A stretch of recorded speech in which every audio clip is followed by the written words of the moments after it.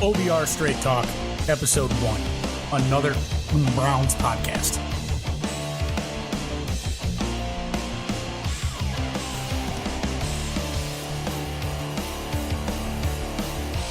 Welcome into the first ever episode of the OBR Straight Talk podcast.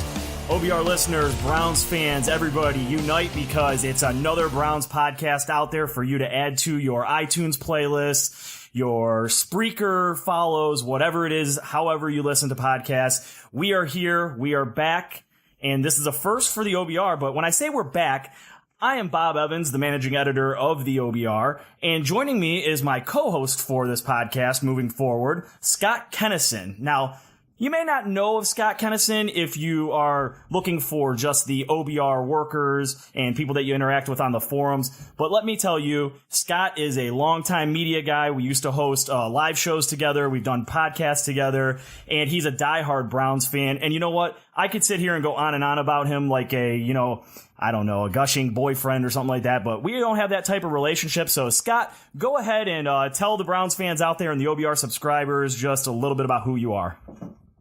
So let me dust off my Browns fan resume here. I know this is what everybody loves to hear in sports talk radio, and it all began in 1986, watching games with my dad and my grandfather and the evil.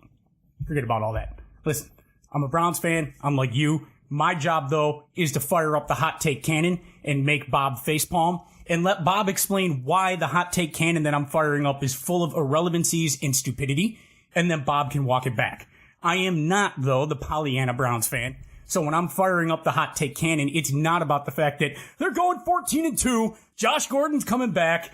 Landry's going to catch 1,000 yards, 17 touchdowns. Tyrod Taylor is the next coming of Alex Smith. It's going to be a one-season turnaround. This thing's going to be a miracle. No, I'm the guy who probably says, might annoy you a bit because I'm the guy who's not going to say everything Berea does is great. I'm the guy who's going to question what Berea does and come back with a little bit of the realism that this is a team that hasn't done so well in the last 18 years.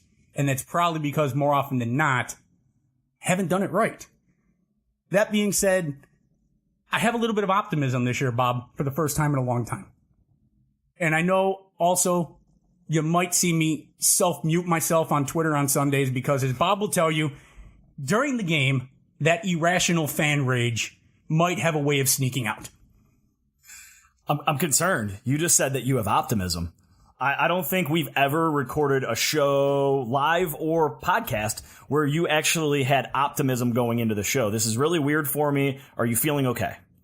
No, I mean, I've spent most of the day feeling like I might possibly be having a stroke, but I think the optimism thing is genuine. Well, all right then. Okay, well, that's Scott Kennison, everybody. I will do my best to not implode on air when he goes into one of his irrational fan rants that he will do from time to time. I do want to drop this out there, though, a little credibility statement. He comes highly recommended from the godfather of OBR Straight Talk, Lane.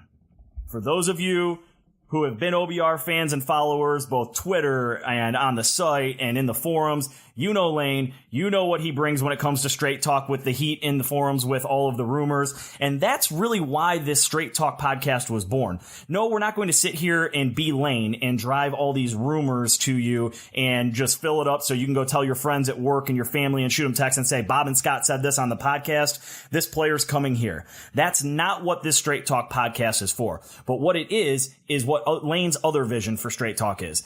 Giving you straight facts, opinion, unfiltered. We're not going to be afraid to share our opinions. We're not going to be suppressed by the man in Berea, as Scott put it. We're going to tell you our opinions and tell you how it is. And you can feel free to add us on Twitter, leave us nasty messages in the comments. We're both grown men. We can take it. We're really excited to bring this to you. So, yeah, let's get to it. Episode 1 today, another Browns podcast. Today we're going to be looking into a few items. It is cut week for the NFL, final preseason game. So we're going to take a look at the 53-man roster, discuss a couple of names out there who could be on the chopping block, some guys who've surprised and could be fighting for their way onto the roster. We're going to talk about offensive expectations as well. Are there some growing pains? You know, there's a lot of people added, And we were very excited to see all these weapons get out there in the preseason. And we haven't really seen everything in the last couple of preseason games that we wanted. Is the defense for real? I mean, that's a big question, Scott. They've been flying around. They made Philadelphia look bad. They made the Bills look really bad against the first teamers. So is there some hope there? From there, we're going to talk about the guy everybody wants to talk about, Baker Mayfield, the number 1 overall pick. Should he be in there over Tyrod? What have we seen from his performance? After that, little offensive line chat. I mean, we got a lot to talk about there. Joe Thomas left. How are the replacements doing? Josh Gordon's back. Dez Bryant, is that really something that we're going to be looking into? What's going on with Duke Johnson? Hasn't been out there much in the preseason. Are they saving him? Do we have concerns about his effectiveness in the offense? And then as well, in between all of this, we are going to mix in an interview with OBR contributor and Twitter legend of the film breakdown, Jake Burns. I can't tell you enough about him, folks. I mean, I'm his editor, so I obviously like him, but this kid is a growing star in the industry, breaks down film with the best of them, former collegiate quarterback, knows his stuff. So we're going to chat with him about the defense, the quarterbacks, and whatever we can do after he puts his son to sleep for the night. And we get him on here to chat about the Browns. So yeah, without further ado, let's get in. I say we start with the 53-man cut. I mean, it's going to be the first thing that everybody's thinking about this week, especially if this podcast goes up around Wednesday or Thursday, right around when the game's on Thursday. We know the names that are going to make the roster. The Josh Gordons of the world, Jarvis Landry's, Duke Johnson, Carlos Hyde, everybody like that. But I wanted to just start by discussing some end of the roster guys that, while it is a 1-31 team the last 2 years, and we don't normally care about end of the roster guys, but there are some names here that... Oh, look at Bob preempting me from firing up the hot take cannon right there. He knew it. He saw it. He looked right at me.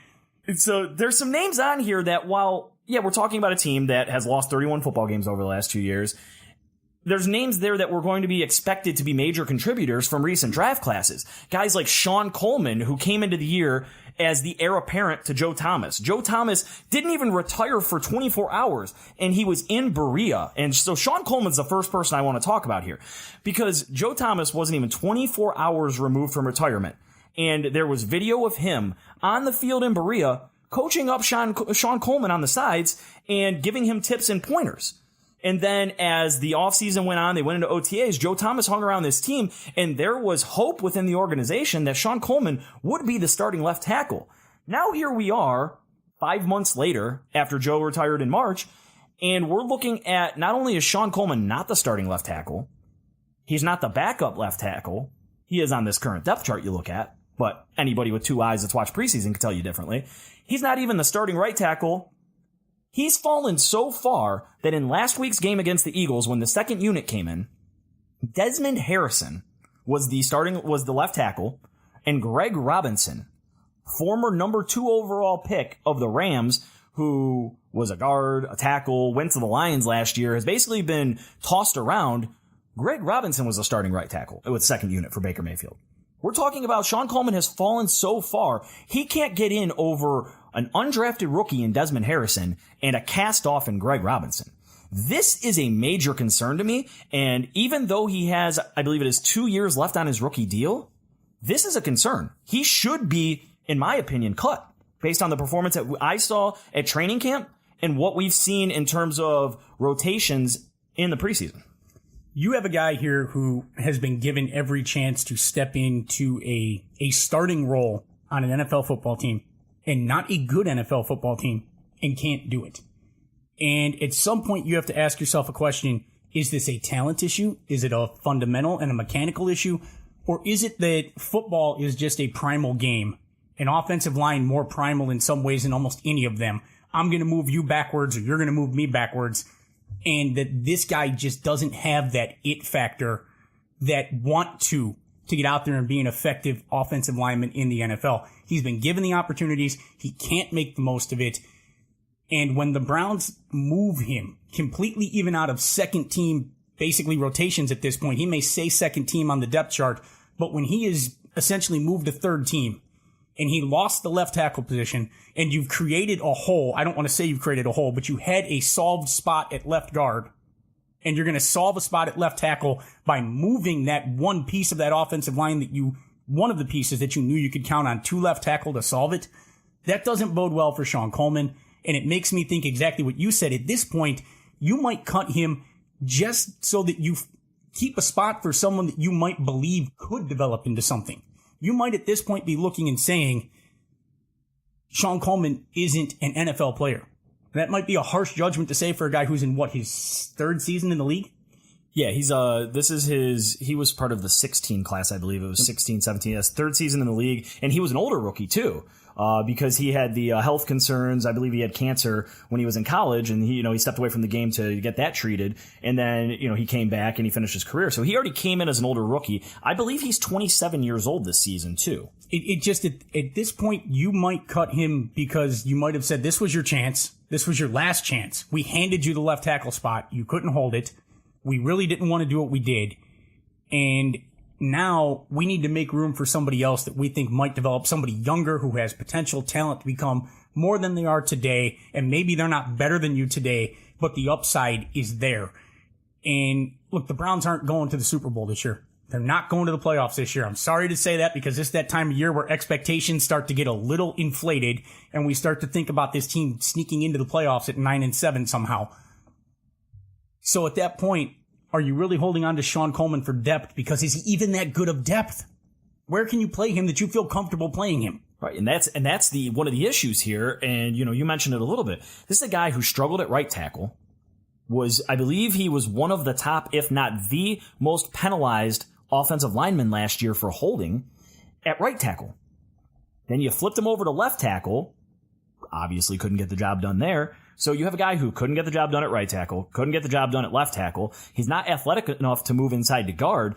Honestly, this is a big problem for the Browns and why you see a guy like Desmond Harrison, an undrafted rookie, who's going to make this team. I mean, he's going to make this team in some capacity, and he's their project guy. They feel he's athletic enough to play left tackle one day. That's the guy they're going to keep on the roster over him. I mean, it's bad enough that Greg Robinson is getting reps over Sean Coleman. I don't know if that's an organization trying to see if there's anything there from a former number 2 all overall pick type deal. But this is something very interesting to watch here, and the cut's got to come down Saturday. I mean, it's not like it used to be where they would cut down as the preseason went on. September 1st, Saturday, 4 p.m., all those cuts need to be into the league office, and I believe that Sean Coleman's name will not be on that roster. Now, the next guy, keeping on the offensive side of the ball that I want to talk about real quick, I mean, we don't really need to go too in-depth on him because I think it's pretty cut and dry at this point unless he stays injured. Seth DeVolve. He was drafted out of the Ivy League. A really big shock to a lot of people. One of the Sashi Brown picks. Yes, Sashi Brown, negative people out there. You can jump on Twitter and talk crap about him. Let me fire up Twitter. Seth DeVolve, more of a receiver than an actual, full-on tight end. Came into the league already with I believe it was a knee issue from college. He's shown some flashes when he was on the field of being a good pass catcher and done some nice things. But here's our situation. The Browns used a first-round pick on David Njoku last year. They just signed Darren Fells, and he's going to be your more traditional blocking type of tight end, but he can catch the ball out of the backfield. And, I'm going to be writing an article here this week on the OBR about this. You have a kid in Devin Kajus who is taking America by storm on Hard Knocks. Everybody's falling in love with him, and that's fine and dandy, but the kid's out there playing his butt off.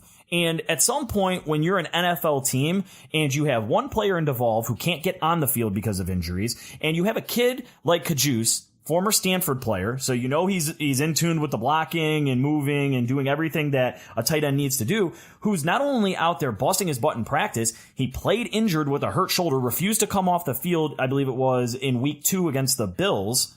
And this kid has just been, he's not anything big and flashy, but he has been making a really good name for himself, catching passes from Baker Mayfield on that second unit. And honestly, I feel, and this is the Hard Knocks views and the fact that I met his dad at camp, and who's a nice guy, by the way, but this kid has earned it to me. Seth DeVolve, unfortunately, there's injuries there, and yes, he might have some upside, but this Kajus kid, if this isn't the type of player that you want to reward and keep on your roster, a kid who busts his butt, does all the right things, stays on the field, hasn't made any mistakes, and if you're not rewarding that type of player, what type of player are you going to eventually reward at the NFL level for coming in and doing all the right things? I just heard Mike Van Gundy in my head for doing everything right. When you said that, I'm sorry, I got derailed because that's all I heard. I'm a man. I'm 40. Oh, geez. So, yeah, I think Seth Devolve is a guy who could be on that chopping block here at the end of the week, too. I agree with you. And I just don't think that anybody would be that upset about it. There'll be someone just going, Seth Devolve has upside. You need players like him.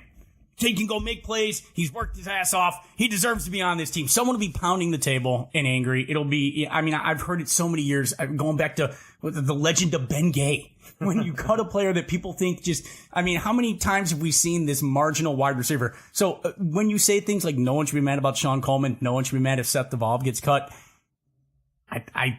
people will.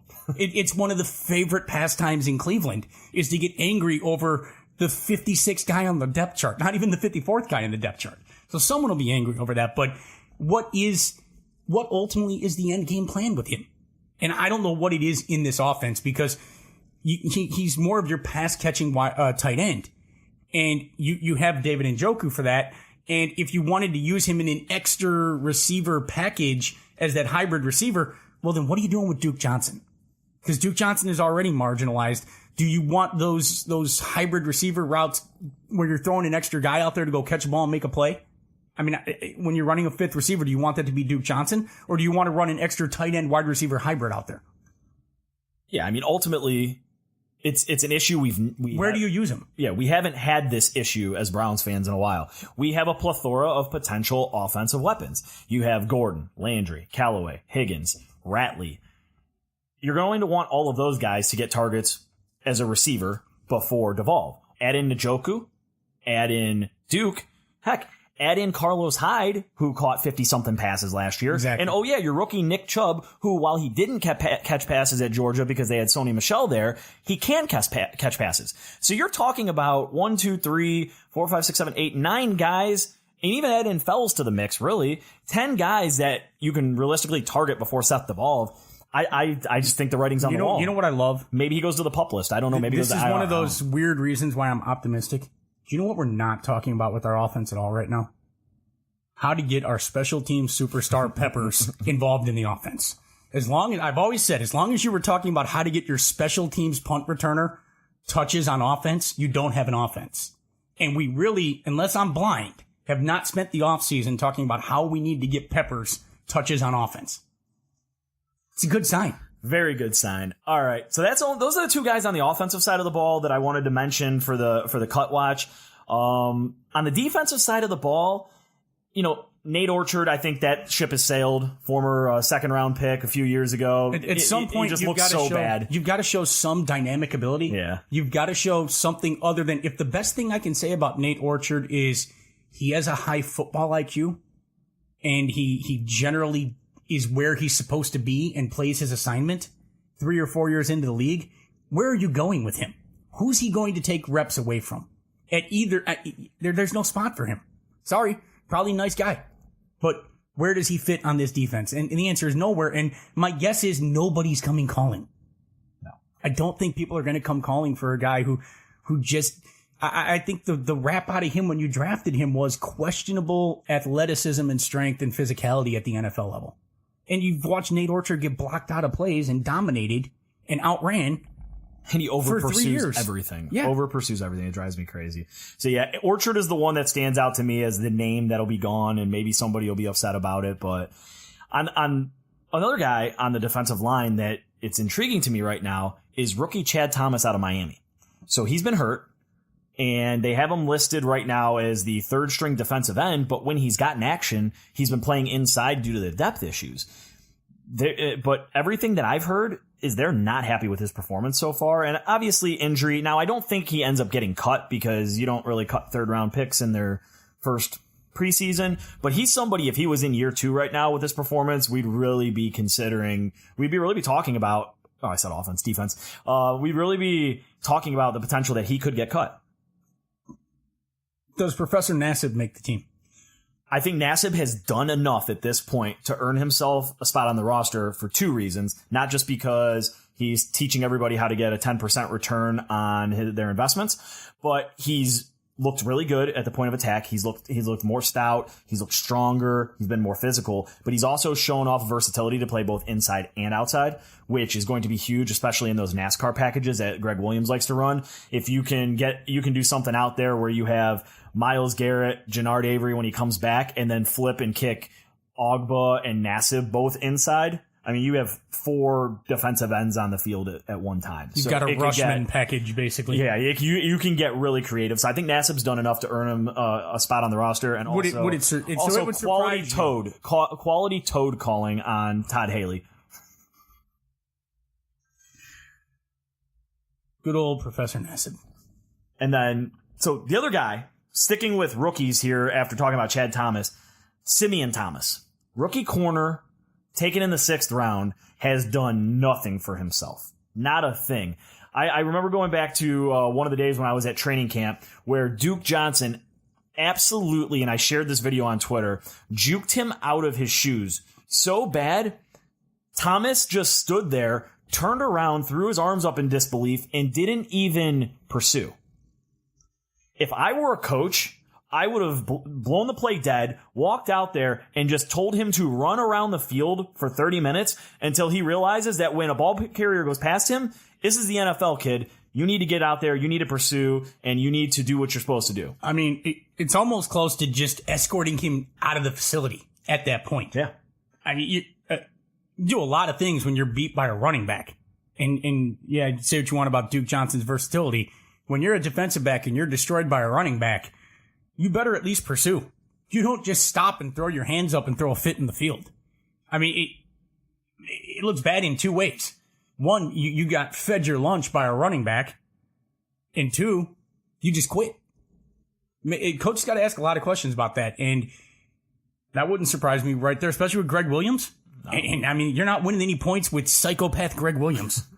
No, so I think ultimately Thomas is going to be a guy, especially with the way the corners have played there. Mike Jordan, Denzel Rice, Jeremiah McKinnon, they've all shown some things that they should be here over a 6th round pick. Is that the deepest spot in the team right now?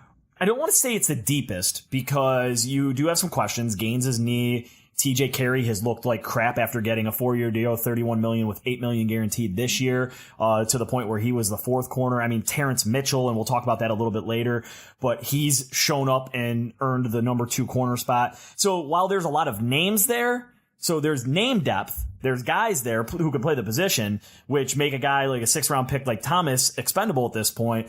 But I don't know if, how many are just proven guys who can, if Mitchell goes down or Ward goes down, knock on wood, that doesn't happen. I don't know if you can say that a Mike Jordan can step up and start for Ward, even though he was the first guy in the game when Ward went down with an injury against the Eagles, and be effective containing an Antonio Brown or an AJ Green. Maybe the question is not, is it the deepest position quality-wise? Is it the most congested position on the team? It's definitely the most congested position on the team, in my opinion. And I think the Browns would love nothing more right now than to, if he does get cut, be really, really quiet about it, not say why they're cutting him, and then just be able to re-sign him to their practice squad. They do get those 10 practice squad spots. So I think he's definitely a cut candidate who they would love to get back on the practice squad, but I don't think anybody's losing any sleep over it based on his performance so far.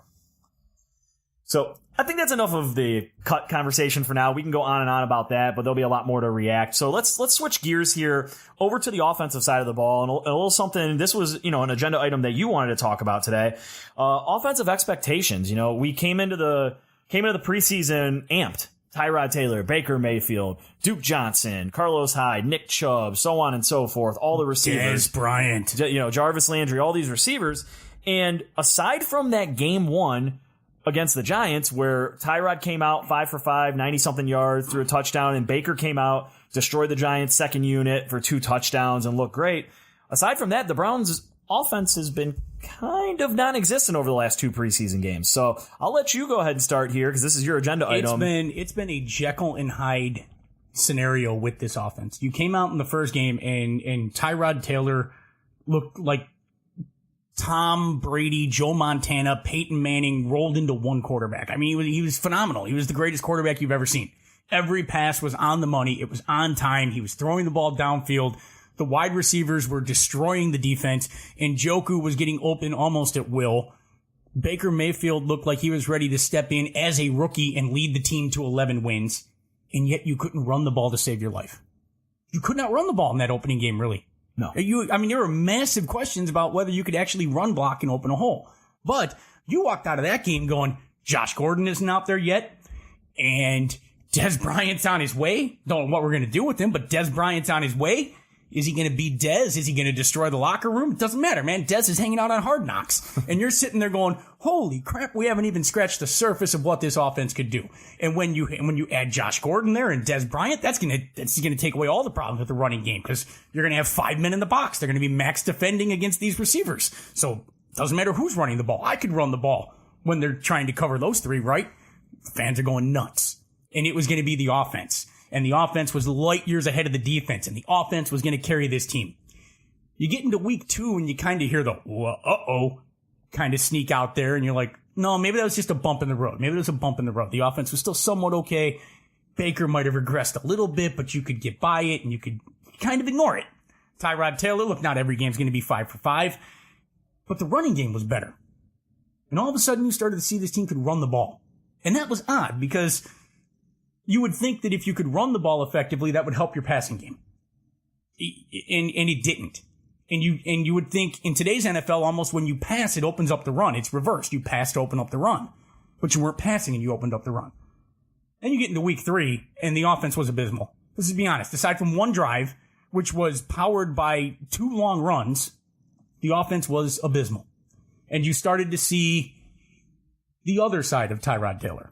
Yes, Tyrod Taylor is an efficient NFL quarterback. He protects the football. He doesn't make mistakes. The reason Tyrod Taylor doesn't make mistakes is Tyrod Taylor isn't going to throw a pass very often that has a chance in hell of being intercepted. Tyrod Taylor will hold the ball for a while until his receiver is open. Tyrod Taylor isn't often going to see as much as you'd like that his receiver is going to be open and throw the ball now. But he is an efficient quarterback. But there's trade-offs for that. And you started seeing people say, is Tyrod Taylor going to throw the ball downfield? No, Tyrod Taylor's not going to throw the ball downfield. That's not what he does. If you're looking for Tyrod Taylor to go throwing 40-yard bombs downfield, you've got the wrong quarterback. So I say, has your expectations for this offense changed? Honestly, for me, no.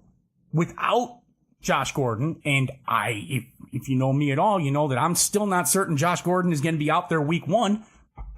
I hope for Josh Gordon's sake he is, but I don't believe very much in Josh Gordon. I hope he's going to be there, but I still wouldn't be surprised if between now and week 1, Josh Gordon went back into a rehab facility somewhere. Without Josh Gordon, and I always wanted Des Bryant, because without Des Bryant, what do you have that you know for certain on this offense going into week 1? I want to say you have Carlos Hyde. But what is Carlos Hyde? He's struggled to stay healthy. He's never cracked 1,000 yards. And he's about a 4-yard a carry average guy. He's an average running back in the NFL, pretty much, right? I want to say he's more than that, but has he shown that he's more than an average running back in the NFL? So, what do you have outside of Landry? You think you have something in David Njoku. I think you have something in David Njoku. Do you know you have something in him? What do you have in Callaway? Do you know you have anything in him? You thought you had something in Corey Coleman. Do you have something? Did you? Do you know what are your real expectations for this offense? And if this team is going to win 6 or 7 games, which to me is the ceiling and a very aggressive estimate of what this team is going to do this year, it's going to be the defense that gets them there. Because I think you have a ton of question marks on this offense. And Carlos Hyde is literally running uphill. Because this offensive line, as we're going to get to later, is patchwork at this moment. People are shifting positions. People are coming off of injuries. It's not your strongest point. And if you only have Landry, and maybe Josh Gordon changes this, if you get the Josh Gordon who was setting all-time NFL records in passing with horrible Brandon Whedon throwing passes to him and Jason Campbell, then yeah, that could change everything. But are you going to get that Josh? Or are you going to get the Josh that came back and didn't run the route Brian Hoyer told him to, and was running a 9 route when Hoyer told him to run a post? What are you getting? What do you know you have in this offense? To me, it's better than last year because you won't have the human turnover machine throwing interceptions to everybody like Oprah. You get an interception, you get an interception, you get a turnover, you get a turnover, you get a turnover. It's the red zone, you all get a turnover. It's going to be better. But we were talking about this offense as if it's the next coming of the greatest show on turf after week 1. And I don't think we're there still heading into week 4, are we? So for me, and this isn't because I'm a Buckeyes fan, but I watched a lot of Carlos Hyde last year because the Browns were so bad that watching the 49ers was fun for me. And I watched the 49ers before. Was that after they got Garoppolo? No, but even before they got Jimmy Garoppolo, I was like, I'm going to turn on the 49ers and watch this because let's see how Carlos Hyde is doing because I have him on my fantasy football team. So Carlos Hyde looked like a completely different runner last year. The guy early in his career that battled the injuries looked like he was finally healthy for the first time in his career. 4.6 yards per carry, downhill runner, decisive runner, foot in the ground, making his cuts, catching balls out of the backfield. I mean, he was on pace for, I think it was like 65, 70 catches until Garoppolo got there and didn't throw the ball to him as much as the quarterback before him. So I saw from Carlos Hyde last year something that got me really excited.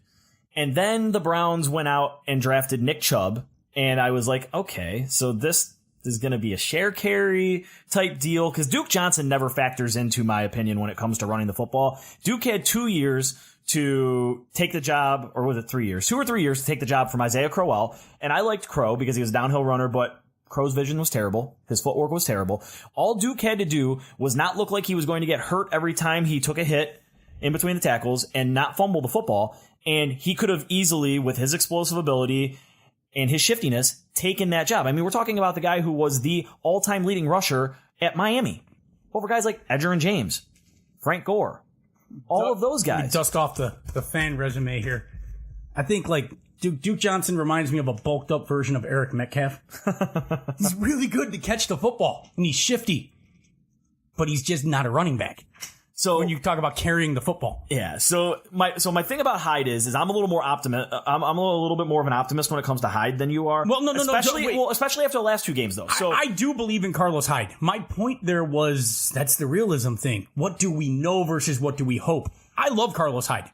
Carlos Hyde is my second favorite Ohio State running back of all time behind Zeke. Okay. Carlos Hyde to me has all the upside in the world. And I'm expecting a big season out of him if you give him 20 carries a game. I said on Twitter the other day, if Carlos Hyde isn't getting 20 carries a game, someone needs to slap Todd Haley. There's a problem. Hyde needs to be getting 20 carries a game and Chubb needs to be getting 10. You need to be running the hell out of this football. But if they run, if they both get 20 and 10 carries, it's gonna be interesting because what do you know though about Carlos Hyde is where I was going with it. What has he shown that he is? For sure. So I think that, if you look at early career Carlos Hyde, your questions are valid. But I'm looking at last year Carlos Hyde, healthy, running with purpose, coming back to Ohio, where he played his college ball. Maybe that's the Cleveland homer in me, but it's like the we're coming home thing. But when I watch him in camp, he's more explosive.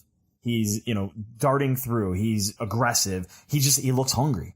And I don't mean that to be cliche because that gets used in football so often. He looks like a guy who wants to go out there and run for 1,300 yards this year and say, haha, everybody, I told you I can do this. Oh, and guess what? I don't have a whole lot of tread on my tires because I was injured early in my career. I'm ready to go out here and I'm going to not only be able to carry the ball 20 times in September, I'm going to be able to get you through the cold games in the winter that all Browns fans love to talk about. I'm going to get you to run the ball 20 times on December 23rd against the Bengals at the end of the season. Because this is AFC North football, and if you don't build your team entirely around those 4 games in December, only 2 of which might be played in cold weather, I mean, you got to forget about those other 14 games, and some of them might be in domes. It's all about having that running back who can run in December. So for me at least, when we're talking offensive expectations, everybody else is going to want to point to Tyrod Taylor and the receivers and try to start the offense around there. And this is where I will go old school guy and say, for me, the offensive expectations all start with Carlos Hyde getting the rock. And after what I've seen the last 2 preseason games and the stiff arm that he put on Jordan Poyer and his decisiveness and what I've seen at camp, I think that this offense goes with Carlos Hyde. I agree with you. So much so that in my fantasy football league where I got to keep 2 keepers, Carlos Hyde was one of those keepers. Now, that may say less about, the quality of the team that I drafted the year before, but I believe Carlos Hyde is set to do big things, and I agree with you that whatever this offense does, it isn't through Tyrod, I'm afraid to throw the ball 22 yards downfield into a tight window, Taylor, versus what Carlos Hyde and Nick Chubb will do. Does this lead us to that conversation about Duke Johnson pretty naturally here? Yeah, I think it would lead us to Duke. Yeah, let's talk about him. Because Duke has been the disappearing man in the preseason. I think he's got, 3 carries in 3 games and no pass receptions? He hasn't got a lot of touches out there, and it's weird. It reminds me of that Hard Knocks episode, I think it was the first one, where Hugh was talking about giving players days off, and Haley's getting mad because players shouldn't have days off when you're on a team like this. And so it brings me to the question is Hugh Jackson and the Browns staff, are they purposely not giving Duke a lot of run in the preseason? It could be that you're trying to see what you have and don't have in Nick Chubb. It very much could be. And you're trying to get Carlos Hyde ready to be the bellwether, the workhorse back. Well, I'm talking about more so protecting his hammies, protecting his injury-prone self. It also could be that you're protecting Duke from injury. It could also be, as I said, that you want to see more work out of Nick Chubb against the first and second stringers to evaluate him, because you know what you have in Duke Johnson, a bulked-up Eric Metcalf, who's not very effective running the football. Okay? It could all, and to me, though, I don't think you're going to see Duke Johnson all of a sudden jump up to number 2 on that depth chart. I think he's buried at 3. I think he's the third down specialist. And I think he has shown over the course of his career that he's not a guy you want to put the ball in his hands 10, 12 times a game running the football. But that leads me to the more important question. If you can't carry the ball 7 times, 8 times, 9 times a game and be a realistic threat to run the ball, can you be used as a pass-catching running back? So here you go. You want to use Duke Johnson as your third down specialist. What are you going to do on 3rd and 4 and you're going to run the ball? Are you putting Duke Johnson in that situation when you're going to run the ball on 3rd and 4? Or are you going with your better back in Carlos Hyde or Nick Chubb? Well, you're going to go with Hyde naturally because Hyde can catch the ball out of the backfield too, so at least the threat's there. So then now on 3rd and 4, when Duke Johnson's on the field and you're the defensive coordinator or you're the Mike linebacker, what coverage changes are you calling out? You're basically telling people, don't buy the play action. Don't key on Duke Johnson. If he does anything, he's a receiver, or he's going to be in there for protection, or he's going to release and leak. If Duke Johnson can't run the ball 7 or 8 times a game, then there's no role for him as a running back. You almost have to convert him to 5th wide receiver. Which is what he asked for, or 4th wide receiver. He just asked for that a few weeks ago, and he might have been joking around, but he said he would rather play receiver. If he can't run the football, and they don't believe that he can run the football, what is the use for him? And maybe that's why you're not seeing him, because there might not, as crazy as this sounds, because when you talk about this Browns juggernaut offense that exists in people's heads, Duke Johnson is one of the names that gets thrown out immediately. Because people think that he's Marshall Faulk or Darren Sproles 2.0, and he hasn't shown that yet. You know, I'm looking at his stats right now, because you know me, I have to have my stats up. And I just go back to this 4.9 yards per carry that he averaged in 2016, albeit on 73 rushes in 16 games. So what is that? That's about 4.5 rushes a game. So not even 5 rushes per game in 2016. But he somehow ripped off 4.9 yards per carry. So a casual fan, not an X's and O's guy, is going to see that and say, Scott, what do you mean he's ineffective as a runner? He's averaging near 5 yards a carry. He's averaging 4.2 for his career. To me, that says he could be an effective runner if I'm just looking at that stat. But when you watch the game and you watch those things as you're mentioning, you know, it's like if this guy, again, I go back to what I said, if he couldn't beat out Crow for 3 years, there's something that's missing. And average can be very confusing. Absolutely. I've always thought that, and maybe I've got this stat wrong because it's been a long time since college stats too, but I always thought standard deviation gives you more of an idea when you're talking about something like a running back, or even something where you're statistically trying to figure out what that guy does, what you can expect him to do on the next handoff. Duke Johnson going 9 carries and 7 of them for a yard or 2 yards each, and then busting one 17-yard run doesn't do you any good. Versus give me a guy like who can actually get 3, 3, 3, 5, 3, 3, 5, 3, 5, 3. That's an effective running back. For those of you out there that don't know, Scott is a big fan of the old school 3 yards in a cloud of dust and the I formation. Offense. I love Urban Meyer, but I miss Trestle Ball. You know, just, man, if I can run the ball for 4 yards a play every play, why would I ever pass the football? There's two things that can happen on a pass, and one of them's bad. If you tell me I can run the ball for 4 yards every single time, man, why would I ever pass the football? So I think that Duke, you know, it's an interesting scenario, and I talked about that right after they signed Hyde and they added Chubb and they added, well, Landry was the biggest thing for me. You're adding one of the best slot receivers in all of football, and granted, he's been playing on the outside as well, but you're adding a guy who's an absolute target monster, where Duke's value last year was where, he had 74 catches or something like that last year? Let me go back to my stats here. 74 catches on 93 targets. There is no chance in hell Duke Johnson gets 93 targets this year. He might not even get 60 targets this year with the amount of, you know, mouths to feed, so, you know, quote unquote, that there are in this offense. Could you see Duke Johnson traded? No, I don't think. Could you see him moved? I don't. I mean, unless they were getting some crazy value, like you're talking a starting. I don't even know, a starting left tackle, but Bitonio's been great there, so I don't see it. They just extended him too. They just gave him money. He's great depth as a third running back if someone gets injured. I'll give you that. I just don't know where, with everybody healthy, where the role for Duke Johnson is on this team. See, he's a weapon. So he is a weapon. He's a weapon in this offense. You're not going to trade him. Plus, the extension they gave him was a joke. He should have held out for even more money than that, just based off of his receiving numbers alone. He's a weapon to have in this offense. I don't think there's really much that you could trade him for unless somebody lost their minds and wanted to give you Khalil Mack for him. I'm just kidding. That's not going to happen. Good God, could you imagine that? Yeah, Myles Garrett and him just destroying defenses. You're not getting Mack for Duke. But, no, I get what you're saying. Duke's here to stay. They'll find a way to use him. I just don't think it's going to be anything more than 82 rushes like last year. I mean, he's ran the ball 259 times in 3 years, and that's when he was competing with Isaiah Crowell. So I think he's here to stay, but I don't think his Another future question is on some of those rushes. Back. How many of those rushes are on 3rd and 22? That'd be a good question. Against a nickel or a dime defense where 8 yards is almost given. I mean, maybe it's a question for Jake to go back and look at the tape. Yeah, we'll definitely ask him during the interview. So I think that kind of wraps up the Duke conversation. But you know what? Instead of just jumping right into the defense, while we're here, while I just mentioned his name, Joel Bitonio, let's talk O-line. I think it's a good time to talk about it since we're talking about the run game. So the O-line, we lost Joe Thomas. We thought Sean Coleman was going to be the left tackle. He's no longer the left tackle. Everybody's favorite GM and sweater wearer, John Dorsey, decided that the left tackle position was in such good shape that not only did he not make a play for a big name tackle like Nate Solder, or go out and trade for a guy like Cordy Glenn who was moved this offseason, or maybe use a draft pick on anybody. I know it wasn't a big tackle class, but, you know, adding anything to the tackle position.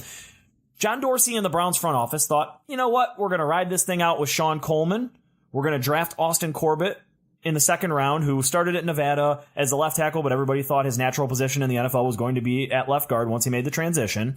And we went through all of OTAs, all of practice sessions, and all the way to like week 2 of training camp, or 5 days into training camp, with Corbett at left tackle and Bitonio at left guard, where he's an all-pro or a pro bowler, probably both. And then all of a sudden they go, you know what, guys, today we're going to go with Bitonio at left tackle, and we're going to move Corbett over to left guard because Corbett can't block Myles Garrett, can't block anybody on the outside. He's not a tackle at the NFL level. Well, you know, ignoring a hole at maybe the most important spot in football, second most important spot in football behind quarterback, sounds like a move that a baseball guy and a lawyer with an analytics hobby would make, but I can't use that line of reasoning anymore to explain away what's going on in the front office at Berea. And while I'm pretty happy with most of the moves that Dorsey has made to put enough talent on this field to win a football game, I can't explain this one away. It's unforgivable. It's not something that you're supposed to do as a football guy. A football guy should understand the importance of having someone at left tackle who can play left tackle without moving your all-pro left guard to go play left tackle and then trying to plug that hole. Offensive line is about cohesion, and you had right guard, center, left guard coming back. You had the 2 most important positions on the offensive line. Maybe right tackle is the 3rd most important position behind center. But yet you had to replace the tackles. And you had no contingency plan. Sean Coleman, who hasn't shown that he has the physical intensity to play offensive line in the NFL, hasn't shown that he wants to get up and punch someone in the face, that when he gets punched, he wants to run away and hide, okay? Hasn't shown that he has that in him, hasn't shown that he has the athleticism to play right tackle. Is your plan at left tackle? Is your contingency plan? That's inexcusable. It's completely inexcusable. I mean, that's almost like saying, you don't have the athleticism to play safety, so I'm going to move you to corner. I don't understand this. Like, hey, TJ Ward, it's not working out at safety. We're going to move you over to corner. We think this will be good. You can't cover that tight end, but go ahead and cover Antonio Brown. You got it. So the positive here, the positive in all of this, even though the O-line and the head scratching, and I get it, you weren't going to replace Joe Thomas. You weren't even going to find a more than above average adequate replacement for him this offseason. But you didn't do anything, and then basically flew by the seat of your pants, and then 5 days into training camp said, all right, Bitonio, you haven't played left tackle since college. Go over there, get it done. And you lucked into it. Luckily for the Browns, as the great Brent Sobolewski of the OBR had been banging the drum all season since Joe Thomas retired about moving Bitonio there. Luckily, Sobo was right. And Bitonio has been fantastic at left tackle. There has not been an issue. He's looked really good. All of the things that you need a left tackle to do have come naturally and back to him since his collegiate days. But man, they got lucky. Like, there's no other. This is 3 years ago. If they tried to do something like that, we'd be talking about disaster and going into our fourth quarterback by game 5. Well, I heard the next thing they're doing is putting adamantium skeletons into every single member of the offensive line on the starting line because they can't afford an injury. Dear God, if they get an injury, this thing's going to be, you're going to be back to lookout blocks. Look out! See, find me again. You know, that's something that's a common question in the OBR forums, and you know, our subscribers are always asking that about the offensive line. And Sobo and I have gone kind of back and forth with subscribers about this, because I think when you watch your own team and you see the second unit play poorly, and you see certain backup offensive linemen play poorly, you're like, man, our offensive line second unit sucks. We need to go out there, we need to go get replacements and do all of that. But the reality is, in the NFL, everybody's backup offensive line is terrible. That's because a little known NFL rule. Second string offensive linemen don't get to wear cleats. They have to wear roller skates. It's a lot harder to play offensive line. When you think about the Browns offensive line in just looking at things right now, everything goes well. There's no injuries, anything like that. You're looking at Bitonio, Corbett, Treader, Zeitler, Hubbard. 4 out of 5. Hubbard has been really impressive. Zeitler is one of the best guards in all of football. Treader has gotten better. Corbett is learning the ropes at left guard, and Bitonio has proven to be a good left tackle. That's a damn good starting line, in my opinion, as long as everything is good. Like, as long as everything keeps the way that it's trending right now. Corbett's going to be your question mark because he's still learning the game. But here's the other thing. I'm going to say it's good enough. It's not the days. It's not Tim Couch's offensive line where you're going to watch a guy dust off that fan resume again. Where you're going to watch a guy get power bombed by the other team's defense, and everyone is powerless to stop it.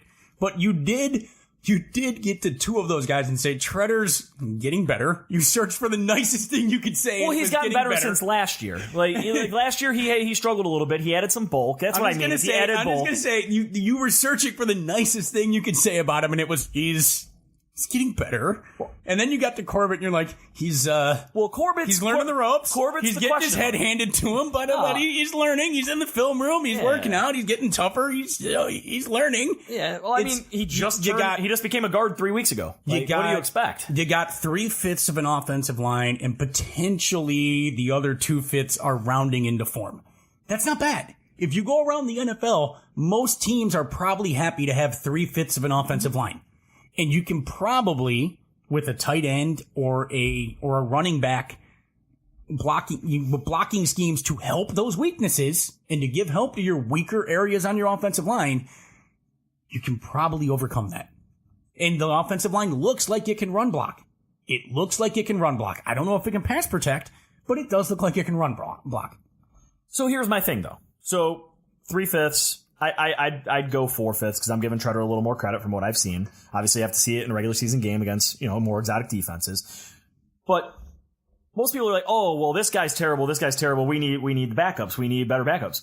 Most teams would kill, and this is going to be a really crazy statement, most teams would kill to have a guy like Spencer Drango going into a reserve role. And I say going into a reserve role because Spencer Drango has been an average guard. He filled in okay when Joe Thomas went down last year. He got beat on some plays, but he wasn't a left tackle, but he played it. So you have a guy who can play both tackle and guard at the NFL level at an average level right now, going in as one of your primary backups. On top of that, you have Austin Reiter, who's your backup center, who before he had that knee injury was looking like he could potentially be a center of the future. And then, they signed Treader last offseason because his knee went down. But Reiter outperformed, everybody did, but outperformed Cam Irving to the point where everybody's like, okay, Cam Irving's not a center, but this guy's a real center when he went in there. Then you have Greg Robinson, of all people, performing really well to the point where he might make this roster. And then you have your project guy in Desmond Harrison, who started at left tackle with the second unit against the Eagles, like we mentioned before. So to me, and you have a guy like Anthony Fabiano, who is another center who they'll probably hope gets on the practice squad, but he's a guy that they really like. So for me, when I look at that, that's a decent unit. It's a decent, I guess it depends on who goes down. Which, if you're losing Zeitler and if you're losing Bitonio, I'm not sure that depth steps up and the rest. An offensive line can be anchored by a couple people in the right spot, and you can cover certain things on an offensive line. It's not that an offensive line is only as good as its weakest link. So if you lose some of these guys, the 2/5 or the 1/5, you have depth. Or if you're just bringing these guys in to spell guys for a minute or a spot start because someone's hurt, okay. I do think there's questions as to what happens if you have a major injury on this offensive line at center or guard or tackle. Every team in the league. Every team does. Every team in the league has that question. I think we're conditioned in Cleveland because the offensive line was so bad for so long, going back to when Bernie Kosar got knocked out in 1988 in the second play of the second game of the year, and ended with Don Strock coming out of retirement. Dust off that Browns fan resume again. I was 3. We've gone so far back with the offensive line being a question mark that we're conditioned to just say the offensive line is terrible instead of looking at it and saying the Browns offensive line hasn't been anything worse than league average in years, and it's probably been better than league average for some time now. It probably has, and it probably is this year. That offensive line is probably not your biggest problem on offense. It's probably outside of Landry. You don't have someone right now who's separating from defensive backs, and while Tyrod Taylor is efficient, he doesn't want to throw the ball unless he knows his receiver is open. That's probably your biggest problems on this offense. True. Speaking of people that can separate, let's just go right there. Josh Gordon's back. Dez Bryant rumors have run rampant. Doesn't seem like Dez is coming here.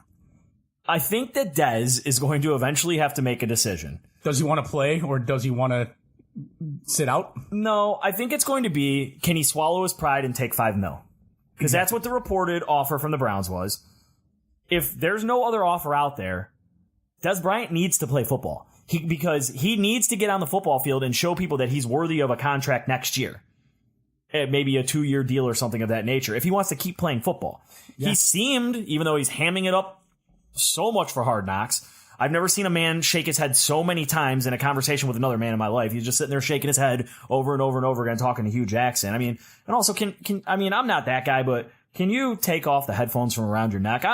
Wearing the cutoff doesn't bother me. That's football. That's that football culture.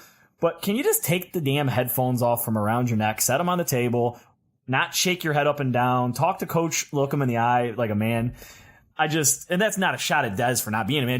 It's just, I guess, me working in the job world where it's in the actual job board industry and studying that proper etiquette for job interviews. He couldn't even bother to take the headphones off around his neck. That drove me crazy. But I wear my headphones at work, but when I talk to my boss, I take headphones off. I set them on the desk. Yeah, exactly. Hey, that's the boss. And you're talking, this isn't even your boss. This is a job interview. You're trying to get a job. I couldn't imagine going to the job interview with my headphones on. No. So Dez, and I'm just going to make this real quick because, we've talked so much about the offense. Dez, I'm a little less on the side. I don't think we need him. I know you think we need another proven guy over there with a lot of question marks.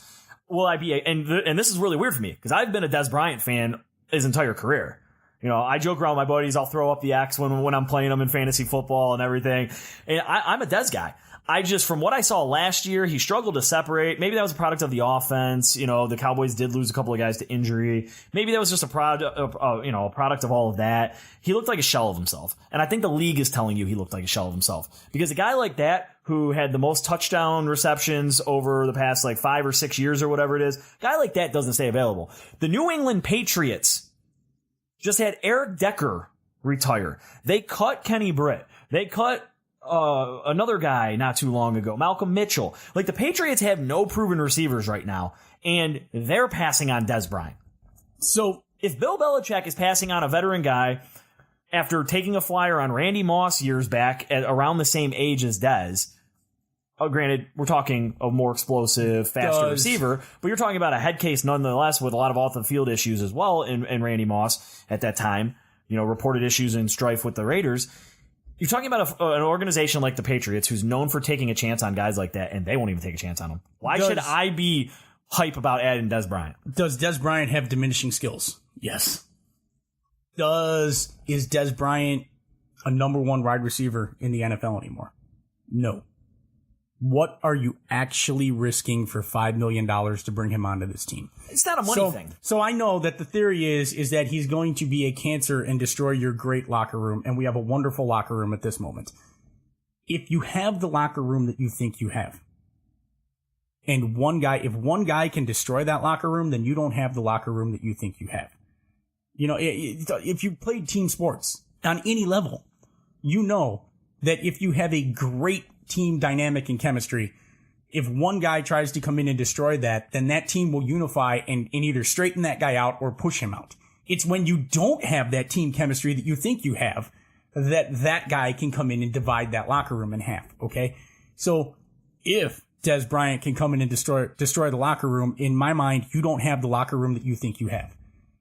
Is Dez Bryant possibly Dwayne Bowe 2.0? Possibly. It's possible there's nothing left. But do I think that he is, as your third wide receiver on the depth chart, better than anything you have right now? Hell yes. Dez Bryant last year didn't have the benefit of having Josh Gordon and David Njoku and Landry running around to take attention away from him. Dez Bryant comes to the Browns. He is not the first, second, or maybe even the third guy if Duke Johnson or Carlos Hyde is on the field, or the fourth guy. The defenses are caring about where he is on the field. And if you're going to tell me that Dez doesn't have a chance to come out and impact the game and still win going up for the ball and fighting for the ball in the air and help this team, I don't know if I agree. I'm not certain that Hollywood Higgins is a better option at third wide receiver than Dez Bryant, because here's the other thing. I'm a gambler. And for $5 million on a team that has the money right now in a 1-year contract to take that gamble, absolutely I take the gamble that this guy might have gone and worked out hard, maybe found some HGH that can't be tested for, and got himself back into playing condition and is ready to go out and rejuvenate his career. I'll take that gamble. What do you have to lose aside from potentially destroying the locker room? And as I said, if you can destroy that locker room with one guy, you don't have the locker room you think you have. Yeah. Speaking of locker rooms, Josh Gordon. He's in that wide receiver room. He's potentially back. I know you're like me at this point. Until he's on the field, he's not on the field. Guy hasn't stayed. Last year was the first year he stayed sober, probably since middle school. Dear God, I hope he's beating his demons. I don't want to make light of that. I hope he's beating his demons. But I'll believe it when I see it. Yeah. I'm right there with you. Many people know this, but some of you listening don't.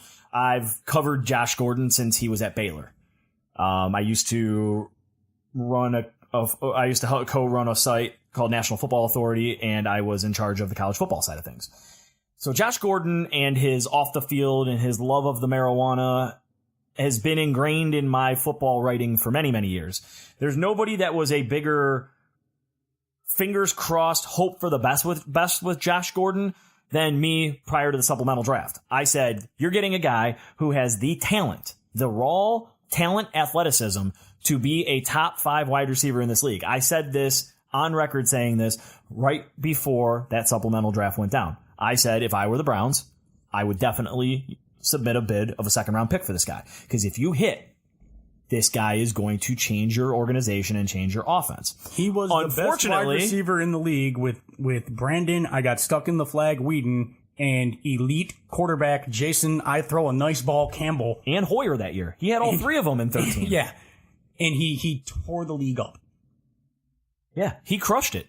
But the issue here is that, like you said, he's a guy that we don't know if he's going to be on the field, and we have to see him out there. And once he gets out there, how is he going to be? Now, great thing, last year, I believe it was something around like a 46% catchable ball rate from Deshaun Kaiser. I believe Tyrod and Baker are up to like 66.5% or something along those lines. So already a better opportunity for catching the ball. So once Gordon gets out there, I think we're just gonna have to see. I mean, he's got a tweaked hammy right now. He's not going to play against the Lions. And Hugh said today he isn't going to start versus the Steelers. All that means is he won't be on the field for the first snap. So Josh Gordon is a game changer if he's on the field. Clearly. I mean, you have to account for him. He's your number one wide receiver the moment he gets back. And I mean, just the size, the athleticism, the ability to go make plays. The real question is, where is Josh's head? Because we've seen Josh come back and just run whatever route he wants to. I mean, I'll never forget the game against Indianapolis. Last game Hoyer started. They had a chance late in that game, and there was an incomplete pass, and they were trying to rush back to the line, and Josh wasn't even hurt and was just laying down on the sidelines. And then as soon as he realized they were going to have to take an injury timeout and run time off the clock, he tried to jump up and get off the field. Sometimes Josh's mind is gone. And I don't know which wide receiver you're getting back. I hope, dear God, the fan in me hopes that you're getting the guy who can dominate the league. I just don't know what you're getting when he comes back. I think you're getting that great wide receiver with all that upside. Where is Josh's mind? And with the issues he's apparently having with his, with the mother of his child, I don't know where his mind is.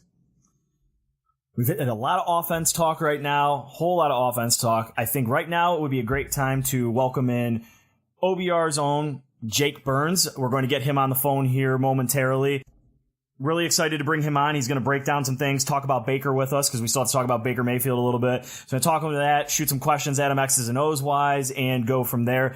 So yeah. All right, everybody. We now officially have Jake Burns, your resident football guru, film breakdown expert that I was so happy to bring on board at the OBR. And you can finally hear his voice for those of you who haven't heard his awesome breakdowns on Twitter. For those of you that are not OBR subscribers, but are just Browns fans listening in, Jake Burns is on Twitter. He breaks down film better than anybody out there that doesn't work for a team, and probably breaks down film better than some of the people that actually do work for the teams. Jake, welcome in to OBR Straight Talk as our first official guest. Hey, thanks for having me, guys, man. It's a privilege of mine to jump on and be the first guest. Probably means you asked about 13 other people, but that's okay, man. I'll settle for it. Well, you were number 2 after I asked a NFL Network national guy, but he had a commitment tonight. So you can take solace in the fact that you were number 2 behind an NFL Network employee. So you're good there. And I've got Scott Kennison with me. You're not familiar with Scott yet, but he will be firing up all the hot take cannons and asking you questions that make you really uncomfortable. That's my job. All right. So what we were talking about before we got you on here, Jake, was we were just getting ready to get into the Browns quarterback situation. So you're perfect, being a former college quarterback and breaking down this film every day. I'd like to get your thoughts on Tyrod Taylor and Baker Mayfield. There's for me, there's a little bit of concern. Game 1, they both looked really good against the Giants. Not such great defense. But games 2 and game 3, I think there's been a little bit left to desire out of both Tyrod and Baker. So I'd love to get your thoughts on them and what you think the outlook is for Tyrod this year as the starting quarterback of the Cleveland Browns. Yeah, good question. I think that's a hot topic amongst anybody who follows the Browns is who's going to be the quarterback long term and really short. I think everyone has an idea long term. I should say for this season, sort of long term. Tyrod has been it's been interesting. Game 3 is usually the full dress rehearsal. He played well game 1. Game 2, I thought he did some things okay in a couple series. And then game 3, he got hurt. I thought that they were doing some pretty effective things with him in that third game. And then, obviously he dislocates his pinky, comes back in later on, and it's all over the place. But it's too early to tell for sure whether we should feel good or bad. I don't think you need to be wavering any one way.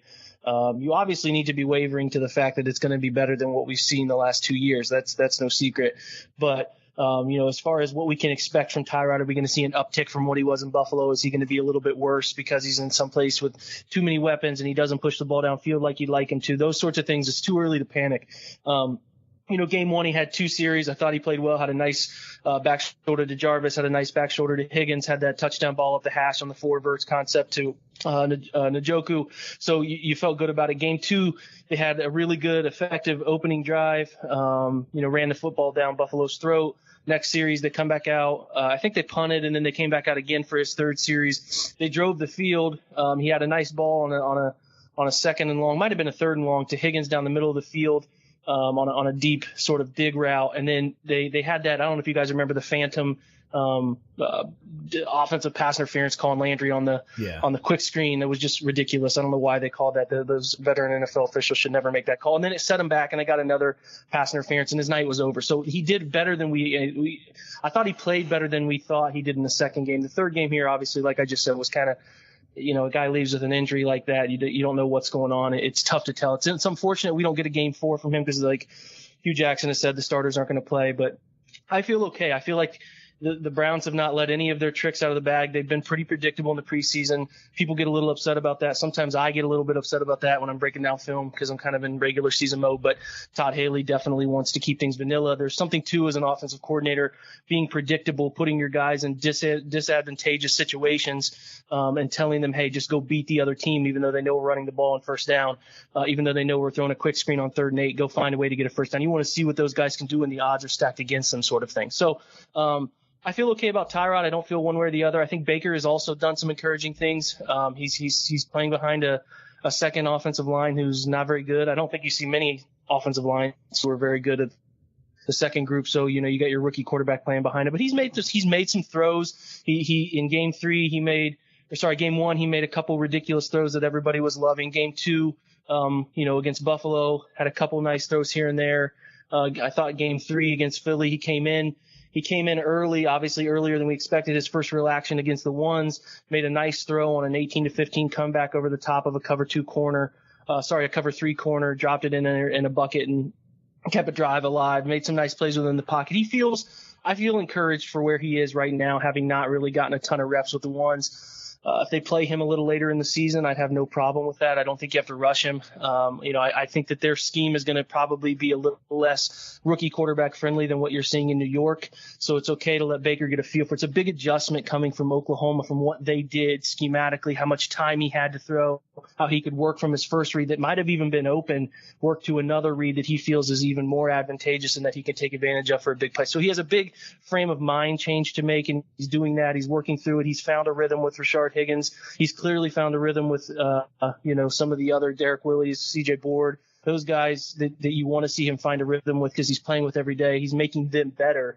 So when he gets with Jarvis and he gets with Josh and he gets with Njoku and he gets with some of those guys who are going to be the big time Sunday playmakers at a certain point in the season or even next year, there's a ton to feel good about. So I don't have a great answer. I've been telling people this. I've got this question a lot from people because, obviously breaking down film like I do, I get a lot of these questions. I don't have any direction you should feel. I don't know that they're making the best plan of action with Baker and keeping him out of reps with the one. That's not my call to make. I get their point, but we'll see how it shakes out. There's nothing you shouldn't feel discouraged about Tyrod Taylor at all. I would sit here and tell you if I felt concerned, but I don't feel concerned. I think it's going to be fine. I don't think the listeners are going to feel like that was a bad answer. I think that was really in depth, and I think they're going to be big fans of that answer. Scott? So I'm going to start with a question about Tyrod Taylor. As I started to see some of I think after the first game, everyone was really on board with Tyrod Taylor, and they might have been enchanted by that 5-for-5 performance and the excellent, series in game 1. In game 3, I started seeing the griping of, does Tyrod Taylor throw the ball downfield? Can he throw the ball downfield? So my question for you, looking at it from a film breakdown perspective, is, are the routes open downfield and he's not pulling the trigger? Are the routes somewhat open and he's not pulling the trigger? Or are they just not there? Is he holding the ball because there is nowhere to throw the ball to? Or is he holding the ball because it's a tight window that he doesn't want to throw into and that's his conservative nature? Or is it just not there? Good question. that will be something that people talk about with Tyrod all the time. So when Cleveland originally traded for him, I sought out answers on just who he is in order to write a piece for the OBR, actually. And what I was surprised to know is that he actually took quite a few shots downfield, more than people think he did, 20-plus yard shots downfield. I think he actually was in the top 10 in the league. And he actually used underneath routes more than you think. The problem he ran into is he holds the ball too long. I think he was close to last in time to throw last year. Time from the ball snap. Yeah, from the time the ball snapped to the time the ball is out of his hand. And he took upwards of 40 sacks, I think. There's nuance to any of those numbers. It's scheme. What is your offensive coordinator asking from you? Is the Bills don't have the greatest front five in the world, or there's plenty of examples I put in that piece where he has no chance. So some of it's quarterback, some of it's line, some of it's coaching. There's nuance to everything. In this you're not certain that he's like a Brandon Whedon who doesn't see that the receiver's open until the receiver's open. You're not There's a little there. I noticed, and I talked to Eric Turner over at Cover One. He does a lot of stuff on Buffalo, does a really good job, writes for The Athletic over there.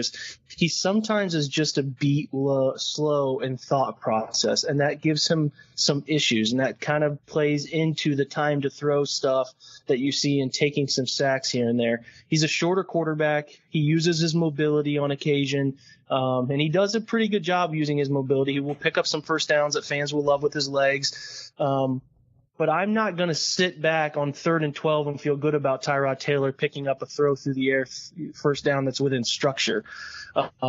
It's going to have to be schemed.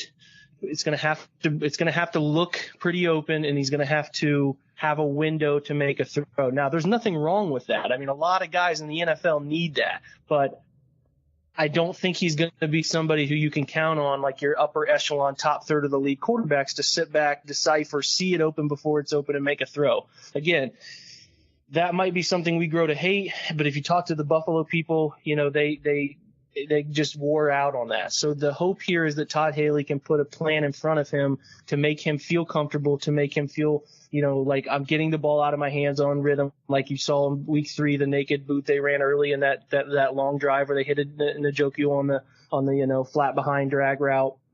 Where he's ducking under the line, catching it on the flat, turning up. You need him to make those throws. He'll throw the quick screen game, okay, but he will take some shots. You want to see him run Josh Gordon through the heart of the defense and give him a chance to make a play. I think he'll do those things, but I do have concerns, and I tweeted out the other day, and people jumped down my throat about, well, everybody in the NFL needs third down to be. Well, there are quarterbacks who are better at it than others, and that's fact. There's going to be teams that are better on third down than any other team. So I just don't think the Browns can run. Like in week 3, we saw them run 2 plays to begin 2 drives where it went for -5 yards right off the bat. They ran a swing screen that went for -5, and they ran an outside zone play on like the 4th series that went for You can't do that.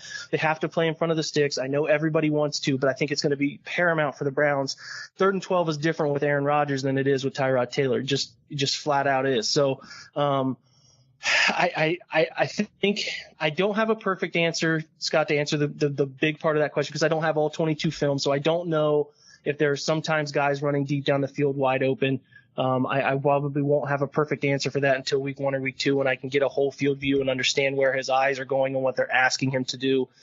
I do think he's going to take those shots. When and where he takes those shots will be important, but I think Todd Haley is going to have to be much more prepared schematically than he ever has been with Ben, at least in the last 5 years, because we're playing with a guy who might miss those windows that Ben was able to hit. And again, I'm not saying it's a bad thing, but it's something that Taylor has not been as effective as you would hope he would, but you can find ways around that. You can find ways to get success with him. And I think that they're keeping a lot of what they're going to do with him under wraps.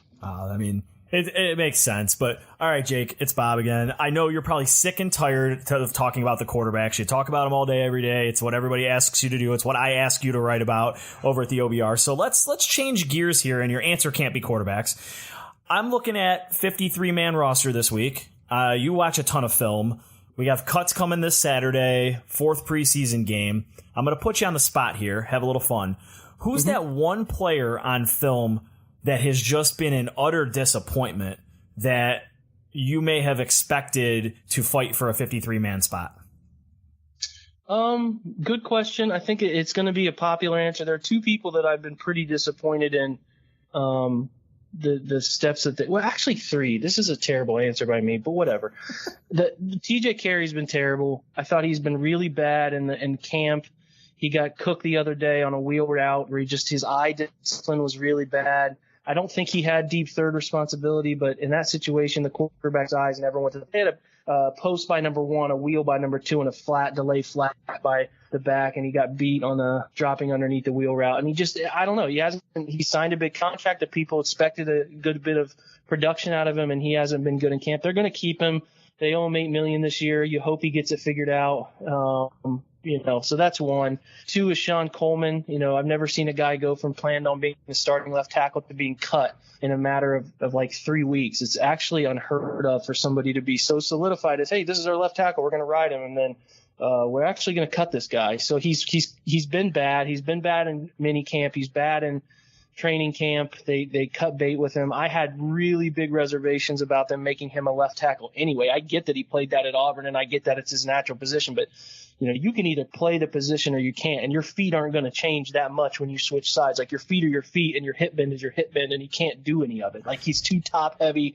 He can't move to guard because his hip flexibility sucks. So he's been an utter disappointment. Luckily, you've seen signs of life from... He's dead already. He's dead. He's beyond the standing 8 count. I'm so mad at myself right now. So we talked about Sean Coleman at length earlier, Jake, and you'll hear it once you get to listen to the podcast live. And I'm really mad at myself because I'm like pretty sure I said he went to Baylor, and I'm an utter disappointment because I usually know where everybody went to college. So I'm like, I feel really bad right now. I lost all credibility. I'm just kidding. Jake, I'm sorry. I interrupted your train there. Go ahead and finish that off. We beat Coleman to death. All right. Who's your third guy? We beat Coleman to death earlier. No, I understand. And he should be. I mean, we were expecting a lot out of that guy. And for him to flounder like he's floundered, and now we're counting on a rookie 275-pound Desmond Harrison. You're counting on Greg Robinson's corpse to make the roster, to make effective abilities from a backup tackle. Is moving Joel Bateau. It's not what you want, but hopefully, fingers crossed it works out. The last one's Jamie Collins. I know he's coming back from knee injury. I know he's playing a position that he didn't play a ton of in New England. He was used more inside in New England, and he was effective blitzing the A gaps, but he just looks slow. He was slow last year. You can use the slow excuse this year for the knee surgery, but it doesn't explain why he was an absolute atrocity on defense last year. He can't cover. He's undisciplined in gap responsibility, and he just drove me crazy last year because, the guy has skill, but it doesn't matter if you don't do what you're supposed to be doing. And, sometimes linebackers don't do well with what Greg Williams is asking them to do. I certainly don't think Greg and Blake get as much from their linebackers as they should. They put a ton of burden on Joe Schobert to make plays, and Joe is doing his best he can, but they're sending him all over the field. They're running him into deep coverage in Tampa 2 down the middle of the field. They got him going everywhere.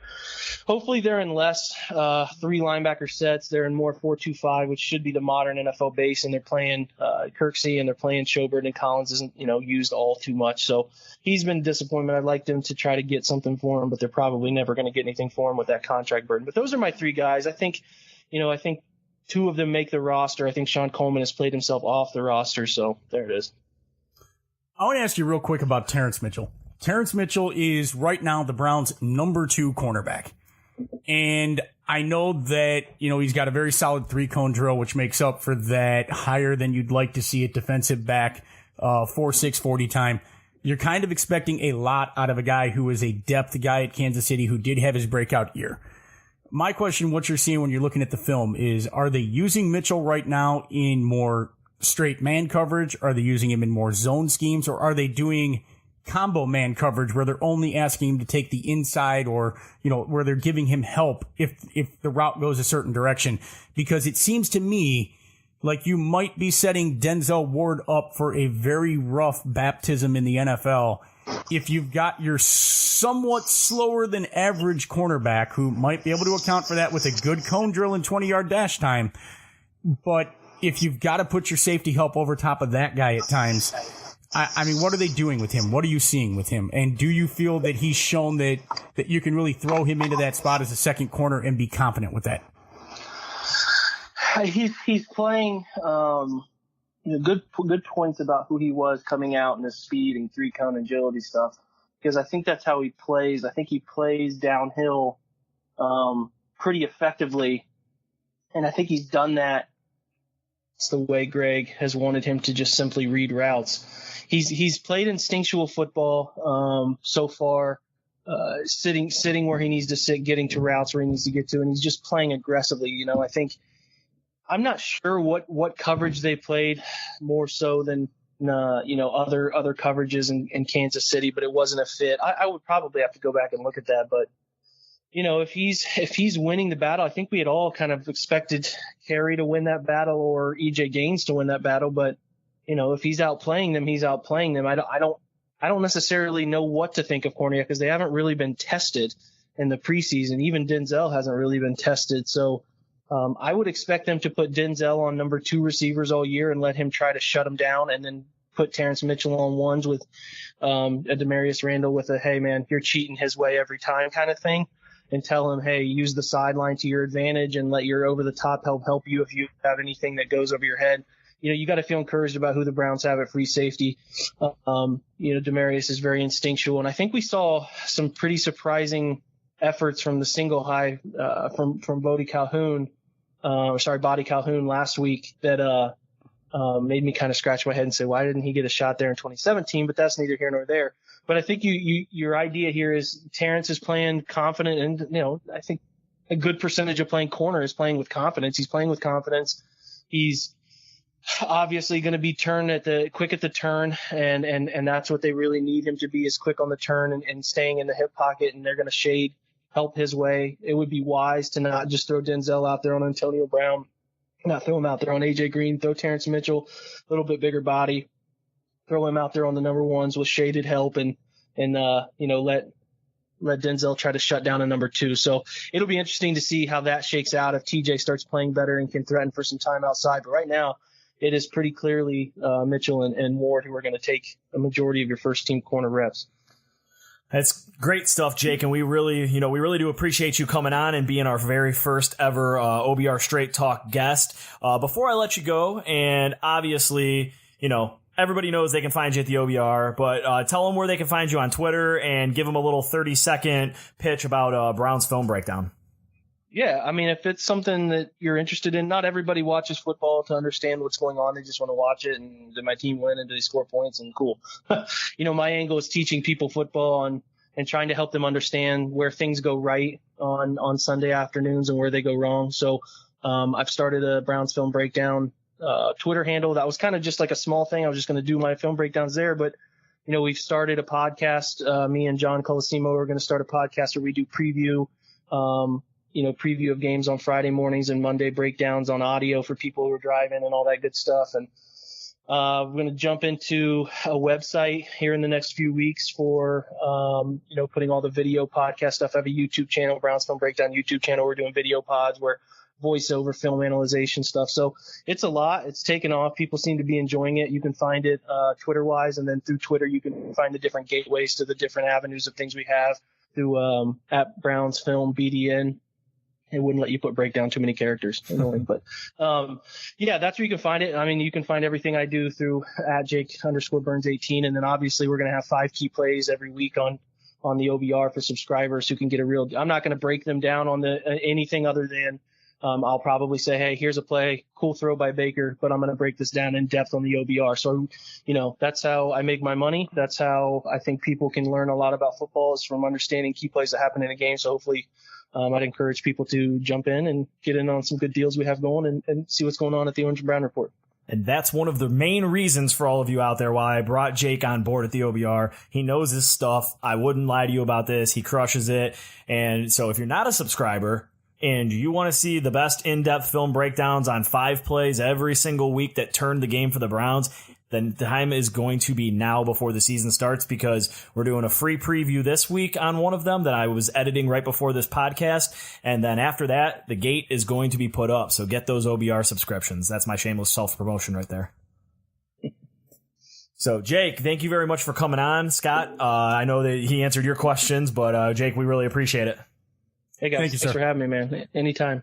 Man, that was great stuff from Jake Burns of the OBR. Scott, I know it's actually kind of natural here because Jake crushed it. I mean, yeah, he talked about the offense, which is the pretty side of things. Everybody wants to hear about the quarterbacks. Really great stuff on Tyrod. I love the 3 disappointments being TJ Carey, Sean Coleman, who we beat up earlier, and then Jake he dragged him there. Note to self: don't ask Jake for a truthful evaluation about yourself. I mean, he's gonna tell you, man. Oh man, poor Sean Coleman. Honestly, he got him.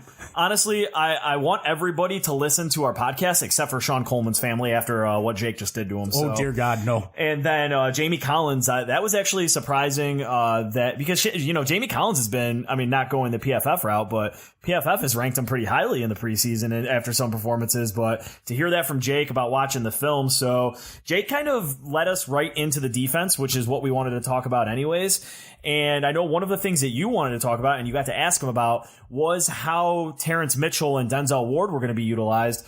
And honestly, I was a little surprised when he said that he thought that the best route to start would be to go with Ward on the 2s and then have Mitchell on the 1 and with a little bit of help over top from Demarius Randall. So that way Mitchell just worries about the sideline, and then if he's going up, he's going up top, Randall can pick him up from there. I was a little surprised by that because, and I'm sure most fans will be because you drafted Denzel Ward out of the Ohio State for the number 4 overall pick. And everybody's expecting him to be CB1 going up against Antonio Brown, AJ Green, but Jake didn't make it seem that way. No, he really didn't. And 2 things there. One, I was surprised that he said that he thinks they might put him up against the 2s. But I wasn't surprised when he said that Denzel's not going to have any help. And to me, that's reminiscent of Joe Hayden's rookie season all over again, where you ask the kid to go play on an island in probably man-to-man coverage most of the time and say, don't get beat, kid. And this town is not very friendly to defensive backs. This town doesn't really understand that if you line up in man coverage for 70 plays with no help, and if you get beat twice, you really didn't have a bad day because you defended your receiver 68 times. This town is really bad at grasping that concept that when you're going up against the best athlete on the field, usually at wide receiver, one-on-one, and all it takes is one step inside that you miss one time and that you're going to get beat and made to look like a fool. This town isn't good at that. And hey, maybe the kid can handle it, but I think you're setting him up for a rough road. And quite honestly, I think he's going to be 1 because, Terrence may have a good 3-cone, drill and a 20-yard dash time, and that might help him off the line. But eventually 4.4 speed is going to separate from 4.65 speed.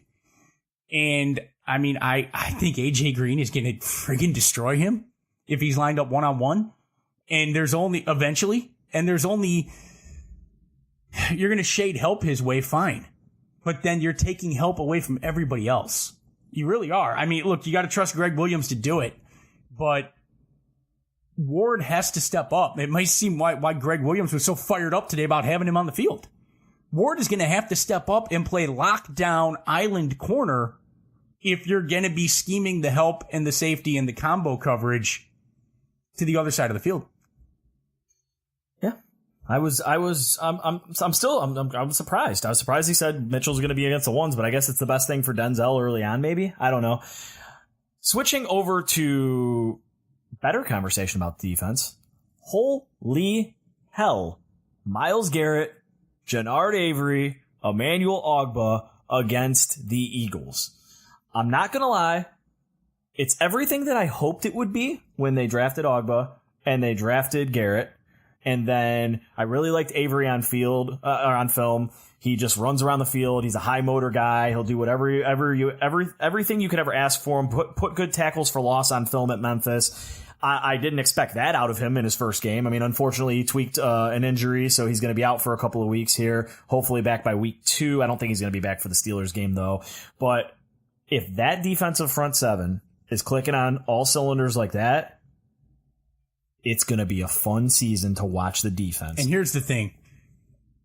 A good front 7 makes a secondary look so much better. Think about the Seattle Seahawks when they were really good. And they had really good play from their front 7, which helped that secondary be a lot better than it was. And then that defense, when you started losing some of that play out of the front seven over time, that defense wasn't what it was at one point. You have a very good front seven here in the Cleveland Browns. And you have some depth in that front seven. And Myles Garrett is truly a man among boys. I mean, he's having his way out there. He's ragdolling people at will. He's getting to where he wants to get to.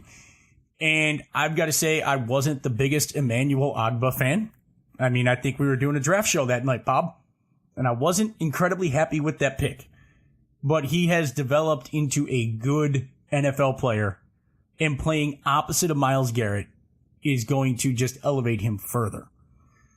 It's been a long time since you could say this, but the Browns have a defensive line that should be able to get pressure on the quarterback. And that's with an interior that has some depth issues right now and some injury concerns. That's impressive to say. It really is. I mean, I mean, we've got guys like Coley who's been injured. Ogunjobi we're expecting a lot from. Brantley's been inconsistent. Meter is your classic overachiever, local boy who does great things in rotation. He'll have a standout play, bat down a couple of balls. You need a Jamie Meter, though. You gotta have a Jamie Meter. That's what I was saying earlier about Kajus. Kajus is your offensive Jamie Meter. He's your guy that just earned it. But anyways, I won't go back down that route. But the Browns' depth at DT, you would think there would be more issues getting to the quarterback. But that's just how damn good Myles Garrett, Ogbah, I mean, even Nassib. Nassib, who I asked the question, does he make the team? He absolutely makes the team. There's no way he does not make this team. I mean, maybe that's a soundbite somebody can cut up and throw at me later. At this point in time, aside from going out and trading for Khalil Mack, which won't happen, Nassib makes it. I tend to agree with you. You got a guy who's showing growth and he can get to the quarterback. Which is what I said when he was drafted. I'm saying I've read other people say that he might be one of the guys that might surprise you on the outside looking in. Yeah. And that's crazy to even have that out there. But that shows you the talent that you have on that defensive line, which should make people happy because for years we've been screaming about getting pass rushers. I mean, Hiram has believed for years that they're a Super Bowl team if you get one pass rusher. Oh, Hiram. OBR subscriber Hiram. He is, you could catch him on the forums. He might be listening. He might be listening to this. And Hiram, I'm sorry, but I do have you blocked on Twitter. I can't, everybody kept retweeting your takes and yelling at you. So, I'll still talk to you in the forums though, but you've been blocked on Twitter for like 4 years. Sorry about that. So yeah, no, I'm really excited about what this defense has to offer. Really excited about the additions to the secondary. I loved Randall coming out of college. I thought the Packers did him a disservice throwing him at corner. He was a natural free safety. Really excited about what Derek Kindred brings. I know a lot of people are going to be like, whoa, we have first round pick Jabril Peppers, but Kindred time and time again just makes the right play after right play, especially in run support and in zone coverage. Greg Williams glowed about him, said he might be the best run support and zone coverage strong safety he's ever coached. And to Jabril Peppers, it might be nice to see what our special team superstar can do when he's not playing 47 yards off the line of scrimmage in a one high safety role this year. I wouldn't mind seeing him get some time and effort as a linebacker. I said this coming out of Michigan. I didn't see him as a corner when people were talking about as a corner. I didn't see him as a safety. I didn't think he had the right instincts and ball skills in the back end of a defense. But when he stood out at Michigan, it was when he was downhill, attacking ball carriers in space, making tackles in space. And I always just go back to, there's some guys who just were safeties in college and they just can't play safety at the NFL level. They just can't. Mark Barron with the Rams, he comes to mind. He converted to linebacker. Now he's a standout linebacker for them. Thomas Davis for the Panthers, drafted as a safety. They moved him inside, had a great career as a linebacker. Right next to, he was sitting next to Luke Kuechly the majority of his career, but those are two guys in recent history that converted from safety into linebacker. So I would love to see, I'm not saying Peppers can't be a safety, but especially now that he's not playing the free safety role and strong safety moves into the box a little bit more, but I would still love to see him get an opportunity at linebacker because I think that's where his future is. But that's just me. I'm looking up Jabril Peppers to see how big Jabril Peppers is. Can he bulk up to the weight that he needs to play linebacker in the NFL? Because don't you got to get to like 230, 240 pretty much to be able to start thinking about playing linebacker in the NFL? He's 5'11", 213. I think he's got to put on 20, 25 pounds to go play linebacker. Yeah, I mean, I believe Thomas Davis, when his career came, I mean, I don't know if he's done yet. I mean, he's still playing with the Panthers, but he's kind of slowing down. I think he was a 6'1", 230 guy when he came out of Georgia. I don't know Mark Barron's numbers out of Alabama. I feel like you could be right. But Mark Barron wasn't. I don't think I'm going to look him up right now. If I'm Jabril Peppers, if I'm Jabril Peppers, I might be wondering if it's worth taking a risk of bulking up to play linebacker and not being able to have a fallback position in the league forever as a special teams returner. Or if this defensive back thing doesn't work out, that I sit there and say plan B is I have a 10-year career in the league as Josh Cribbs 2.0. See, for me, if I'm looking at it from a career standpoint and I can't play safety, I have to try to make, because he wants to get paid. You're not going to get paid. I mean, Josh Cribbs got paid, pay the man as a returner, but not to the level that Jabril Peppers is. It's a risk, but hey, maybe. I mean, it's not a bad idea. He'd probably be a disruptive, athletic, crazy linebacker that could be a weapon in a defensive coordinator's toolbox. Perfect comparison is Barron. Barron was 6'1", 213 coming out of Bama. So 2 inches taller, but same exact weight. And now Barron plays at 230. So, I mean, yeah, he could go add the weight. He'd have to add the weight to do it. I mean, it's not impossible with the training regimen and the correct diet to go add that weight in a year. 17 pounds it's not going to happen this year. It's not going to happen this year, but it could be next year. It could be his plan for the future. This defense, man, not insanely. I think this defense is great for psychopath Greg Williams. To coach he wants a defense that will be aggressive, attacking, get after the quarterback, punch him in an injured ankle 6 or 7 times at the bottom of the pile. That didn't happen to Brett Favre, but whatever. He wants a defense that will play that way and just destroy the quarterback. And this front seven could be nasty and disruptive. And he's got guys out there that fit his attacking personality right now that really want to go out there and fly around at full speed and knock people's heads off and go make plays and be aggressive. This is one of those defenses where the personnel matches the personality of the coach for the most part. Might be some issues with Denzel Ward right now after what was said today, but hopefully that gets, brought into line a bit. But for the most part, I'm excited about what this defense can do. And as I said, if this team is going to get to those 7 or 8 wins, that defense is going to carry them there. And Carlos Hyde. Whew. That was a lot. Guys, 1 hour, 37 minutes. Hour and 37 minutes. We promise these won't be this long in the future. Yes, they will. We'll try to get them to hour 10, hour 15. I know most people like podcasts to be 45 minutes, but that's never going to happen with us because we talk a lot. So when you're downloading these, we're going to get you through the beginning of your morning at work. No problem. From 8:30 to 10, you're going to be ready to go on hopefully Tuesdays or Wednesdays, but this week it'll be a little later. But Scott, I want to just take a moment, thank everybody for listening and tuning into the first ever OBR Straight Talk podcast. Thank Jake for coming on as our first ever guest. Big week for the Brownies. Game 4 of the preseason coming up in the battle for the barge against the Lions up in Detroit. Super Bowl of the preseason. That's our season. 2 season for the Browns. Preseason and the draft. And then we got big cut week there. See some of those guys we talked about if they end up making the roster. And then we will be turning the page next week for our next podcast, looking firmly at week 1 against the Pittsburgh Steelers. Maybe talk about a couple of guys that got cut that shouldn't have, but yeah, we'll be gearing up for the regular season and the home opener. So do we want to tease the possibility of the live shows?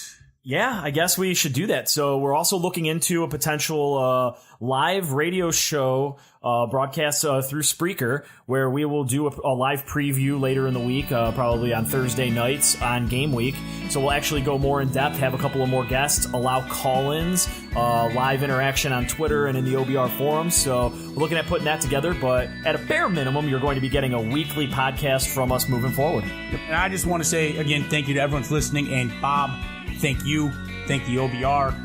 Thank Lane for having my back for 3 or 4 years and constantly helping me advance forward in this endeavor of mine. And yeah, man, this is awesome. Thank you for the opportunity, and thank you for everyone out there who's listening to us. Yep. All right. Go delete all your other Browns podcasts except for the one that Jake is starting up, or OBR affiliated Browns podcast, because you don't need them no more.